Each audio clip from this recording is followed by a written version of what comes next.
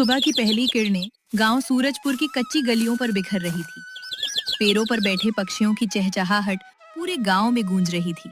लोग अपने अपने काम पर निकलने की तैयारी कर रहे थे, लेकिन गांव के किनारे मिट्टी की एक टूटी फूटी झोपड़ी में रहने वाले दो अनाथ भाइयों के लिए हर सुबह किसी नई उम्मीद से नहीं, बल्कि एक नए संघर्ष से शुरू होती थी। 18 साल का रामू अपने छोटे भाई अर्जुन को प्यार से आवाज देता है। अर्जुन, उठ जा, सूरज निकल आया है। अगर देर हो गई तो मालिक फिर डांटेगा। 10 साल का अर्जुन उन्नीदी आंखें मलते हुए उठ बैठा। उसके कपड़े पुराने थे, लेकिन चेहरे पर मासूमियत साफ दिखाई देती थी।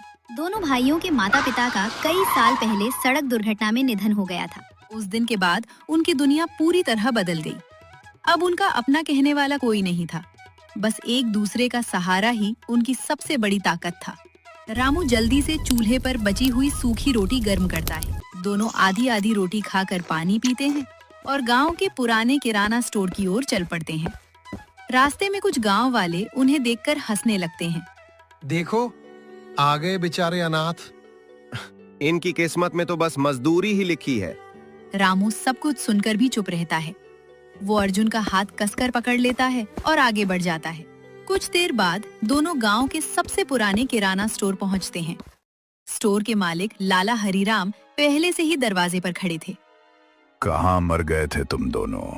जल्दी बोरे अंदर रखो, आज बहुत काम है। रामू सिर झुकाकर जवाब देता है। जी मालिक। सुबह से ही काम शुरू हो जाता है। कोई चावल का बोरा उठाना, कोई आटे की बोरियां जमाना, कभी तेल के डिब्बे रखना, कभी पूरे स्टोर की सफाई करना। रामू भारी भारी बोरे अकेले उठाता था, ताकि अर्जुन को ज्यादा मेहनत न करनी पड़े। दोपहर होते होते दोनों के शरीर पसीने से भीग जाते हैं। मालिक उन्हें खाने के नाम पर सिर्फ 2 सूखी रोटियां और थोड़ा सा नमक देता है। अर्जुन धीरे से पूछता है, भैया, क्या कभी हमारी भी अपनी दुकान होगी? रामू मुस्कुराने की कोशिश करता है। जरूर होगी, लेकिन उसके लिए पहले मेहनत करनी पड़ेगी। सच? हाँ, और तू पढ़ाई कभी मत छोड़ना। तू पढ़ लिख कर बड़ा आदमी बनेगा। अर्जुन की आंखों में उम्मीद की चमक आ जाती। शाम को काम खत्म होने के बाद रामू अर्जुन को गांव के सरकारी स्कूल छोड़ देता है।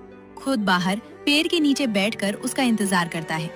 वो मन ही मन सोचता है, चाहे मुझे दिन रात मजदूरी करनी पड़े, लेकिन अर्जुन की पढ़ाई कभी नहीं रुकने दूंगा। दिन इसी तरह गुजरते रहे। एक सुबह पूरे गांव में हलचल मच गई। गांव के बाहर एक बहुत बड़ा नया सुपर स्टोर खुलने वाला था। बड़ी बड़ी अलमारियां, चमचमाती लाइटें, सैकड़ों तरह का सामान। गांव के लोग उत्साह से उसी तरफ जाने लगे। कुछ ही दिनों में पुराने किराना स्टोर पर ग्राहकों की भीड़ कम होने लगी। लाला हरिराम का चेहरा गुस्से से लाल रहने लगा। एक शाम उसने रामू पर चिल्लाते हुए कहा, सब तुम्हारी वजह से हुआ है। तुम दोनों मनहूस हो। जब से आए हो दुकान का नुकसान ही नुकसान हो रहा है। रामू शांत स्वर में बोला, मालिक, इसमें हमारी क्या गलती है? नया स्टोर खुला है इसलिए। चुप, जवाब मत दे। रामू चुपचाप फिर काम में लग गया। उसे पता था कि गरीब आदमी के पास अपनी सफाई देने का भी अधिकार नहीं होता। अगले दिन सुबह दुकान खुलते ही अचानक मालिक जोर जोर से चिल्लाने लगा, चोरी, चोरी हो गई। सभी लोग इकट्ठा हो गए। गल्ले में रखी नकदी गायब थी। मालिक की नजर सीधे रामू और अर्जुन पर पड़ी। यही दोनों चोर हैं। रात को दुकान बंद होने तक यही थे। रामू घबरा गया। नहीं मालिक, हमने कुछ नहीं लिया। अर्जुन डरकर रामू के पीछे छिप गया, लेकिन किसी ने उनकी बात नहीं सुनी। कुछ गांव वाले भी बोलने लगे, गरीब हैं, जरूर इन्होंने ही चोरी की होगी। भूखे नंगे लोग क्या नहीं कर सकते? रामू की आंखों में आंसू आ गए।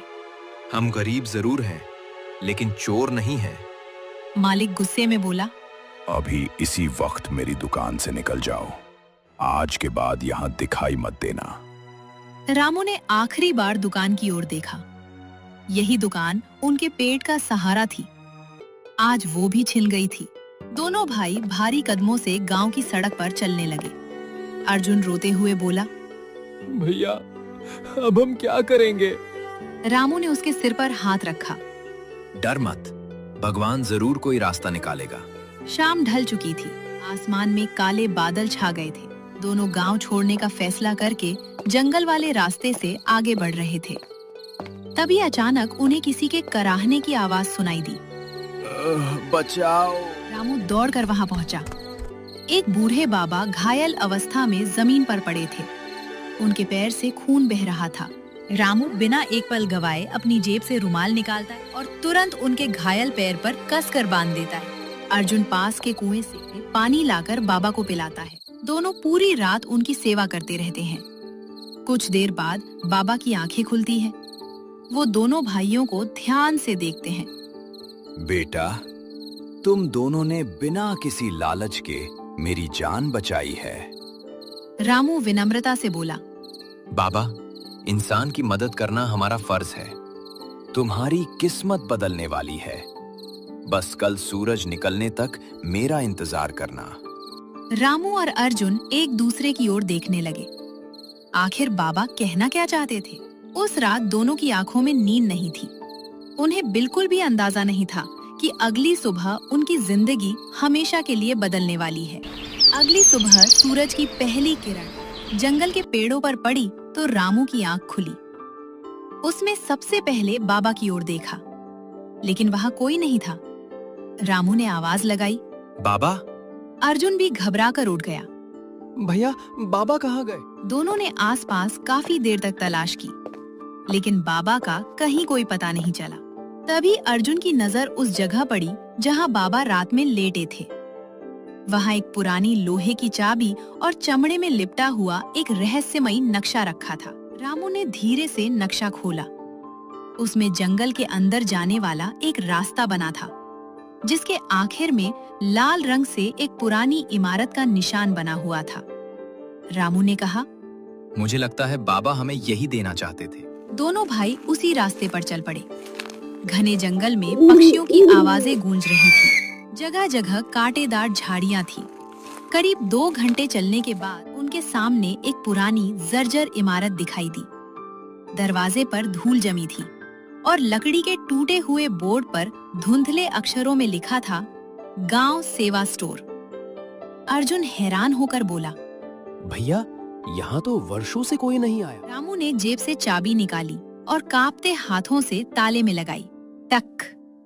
ताला तुरंत खुल गया। दोनों धीरे धीरे अंदर पहुंचे। अंदर चारों ओर धूल थी, लेकिन सामान व्यवस्थित रखा हुआ था। एक कोने में कई पुराने बक्से रखे थे। रामू ने पहला बक्सा खोला। उसमें चमचमाते सोने के सिक्के रखे। दूसरे बक्से में पुराने कागज और जमीन के दस्तावेज थे। तीसरे बक्से में राशन का सामान, पुराने बर्तन और दुकान का पूरा हिसाब किताब रखा था। एक लिफाफा भी मिला। रामू ने उसे खोला। उसमें बाबा का लिखा हुआ पत्र था।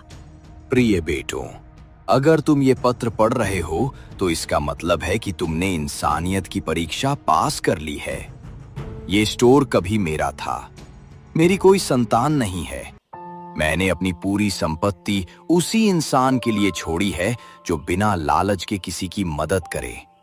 अब ये स्टोर तुम्हारा है। इसे ईमानदारी से चलाना और कभी किसी गरीब को खाली हाथ मत लौटाना। पत्र पढ़ते पढ़ते रामू और अर्जुन की आंखें भर आईं। रामू बोला, बाबा ने हम पर कितना बड़ा भरोसा किया है। अगली सुबह दोनों भाइयों ने मिलकर गांव के बाहर एक दुकान खोली। दुकान के बाहर नया बोर्ड लगाया गया, रामू और अर्जुन जनरल स्टोर। शुरुआत में ग्राहक बहुत कम आए, लेकिन रामू हर ग्राहक से मुस्कुराकर बात करता। अगर किसी गरीब के पास पैसे कम होते तो वो उधार में सामान दे देता। धीरे धीरे गांव में उनकी ईमानदारी की चर्चा होने लगी। कुछ ही महीनों में दुकान पर लंबी लाइनें लगने लगी। उधर पुराने किराना स्टोर के मालिक लाला हरिराम की दुकान लगभग बंद होने की कगार पर पहुंच गई। एक दिन गांव में पुलिस आई। पुलिस में सीधे हरिराम की दुकान से उसके पुराने कर्मचारी शंभू को गिरफ्तार कर लिया। पूरे गांव के सामने शंभू ने अपना जुर्म कबूल कर लिया। दुकान से पैसे मैंने ही चुराए थे। रामू और अर्जुन बिल्कुल निर्दोष थे। ये सुनकर पूरा गांव सन्न रह गया। लाला हरिराम की आंखों में शर्म के आंसू आ गए। वो तुरंत रामू की दुकान पर पहुंचा। बेटा, मुझसे बहुत बड़ी गलती हो गई। मैंने बिना सबूत तुम्हें चोर समझ लिया। अगर हो सके तो मुझे माफ कर देना। रामू ने मुस्कुराकर कहा, गलती इंसान से ही होती है मालिक। आपने अपनी गलती मान ली, यही सबसे बड़ी बात है। लाला हरिराम ने भावुक होकर दोनों भाइयों को गले लगा लिया। पूरे गांव ने तालियां बजाईं। अब वही गांव वाले जो कभी दोनों भाइयों का मजाक उड़ाते थे, उनका सम्मान करने लगे। समय बीतता गया। रामू और अर्जुन का स्टोर गांव का सबसे बड़ा और सबसे भरोसेमंद स्टोर बन गया। गांव के लोग अक्सर कहते, सच्ची दौलत पैसे में नहीं, अच्छे कर्मों में होती है। एक दिन अर्जुन मुस्कुराकर रामू से बोला, भैया याद है मैं पूछता था कि क्या हमारी भी अपनी दुकान होगी? रामू ने आसमान की ओर देखकर कहा, हाँ, और ये सब हमारी मेहनत, ईमानदारी और बाबा के आशीर्वाद की वजह से हुआ। दोस्तों, अगर मेरी और अर्जुन की कहानी ने आपके दिल को छू लिया हो तो इस वीडियो को एक लाइक जरूर करें। अगर आप ऐसी ही भावुक, प्रेरणादायक और दिलचस्प गांव की कहानियां देखना चाहते हैं तो हमारे चैनल को सब्सक्राइब करें और बेल आइकन दबाना बिल्कुल मत भूलिए।